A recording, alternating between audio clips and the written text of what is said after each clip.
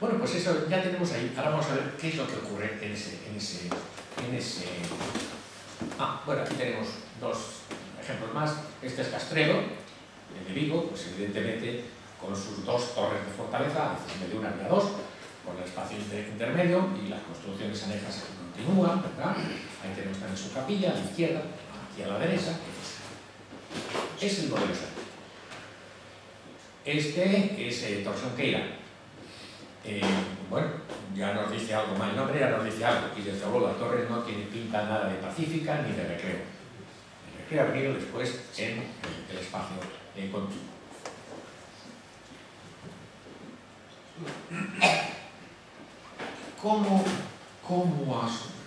¿A quién se parecen los pazos? ¿Y a quién se parecen, o a qué se parecen los jardines de los pazos? Es un invento autóctono, surge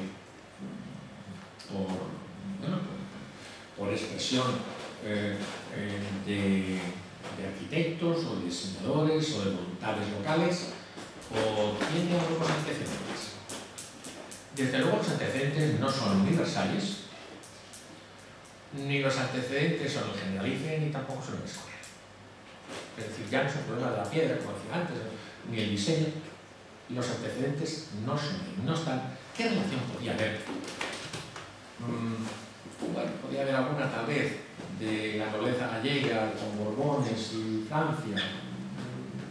Pues sí, pero no parece que esa sea la vida. Desde luego, con un mundo musulmán, pues nos quedaba muy lejos, y muy lejos en todos los sentidos, ¿verdad? Tampoco. Hay alguna referencia, ¿verdad?, a que el pazo gallego tiene su vinculación con las villas toscanas y con el entorno romano, ¿verdad? Otero Pedralla, por ejemplo, da una pista en ese sentido. Y tal vez las cosas vengan por ahí. No solamente porque hay un cierto parecido, sino porque se puede encontrar, yo creo que se puede encontrar, una razón. ¿Hasta dónde es cierta esa razón? Pues habría que investigarlo más, pero en principio cuadran las cosas bastante bien con ese mundo romano. Aquí tenemos algunos modelos de villas. Estas son villas italianas, hay una larga historia de las villas de los Medici, las villas mediceas, y he traído aquí 3 ejemplos, pero hay más, donde empezamos a ver que estos, yo no sé dónde está la nombre esta, pero la figura que está aislada, ¿verdad?, sola, no que está una encima de otra, esta es. Bueno, pues vemos aquí precisamente 4 torres, un patio interior, los cierres que ahí está abierto, y la parte más próxima, pues empezamos a ver jardines, por ejemplo, con galerías, túneles, como aquí se hace a veces con la vid, que es muy frecuente. Se acuartelan esos espacios, se utilizan para el recreo, y en las zonas distales, pues dentro o fuera, empezamos a ver ya otro tipo de cultivos. A veces son frutales, tienen prados, tenemos ahí zonas boscosas, etc. Si nos venimos aquí, pues es prácticamente igual. Por cierto, una cosa que tiene estas villas mediceas y que es una constante también en el mundo gallego, en el pazo gallego, el agua, luego lo veremos.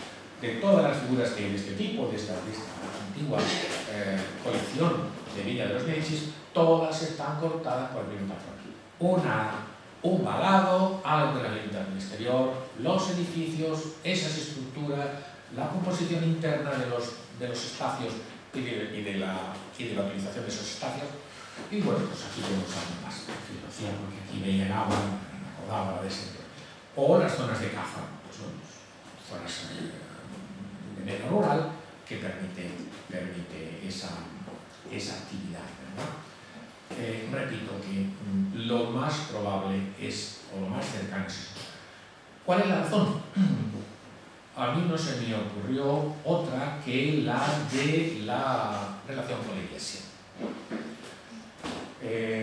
La relación con la Iglesia, muchos de los familiares de estas grandes familias, que luego también mencionaré de una manera relativamente rápida, las familias propietarias de estos pazos, pues tienen personas de esa familia vinculadas a la jerarquía de la Iglesia, que con toda seguridad se han relacionado, se han carteado, se han cambiado información, han visitado Roma y probablemente esa sea la vinculación que tenemos más directa de la jardinería, de la estructura primero y luego de la jardinería pacífica, sea vía Italia, o mejor dicho, sea Italia vía Iglesia, vía jerarquía católica. Bueno, ahí tenemos pues lo que es. Si nos fijamos en la jardinería, la cuestión es cómo podemos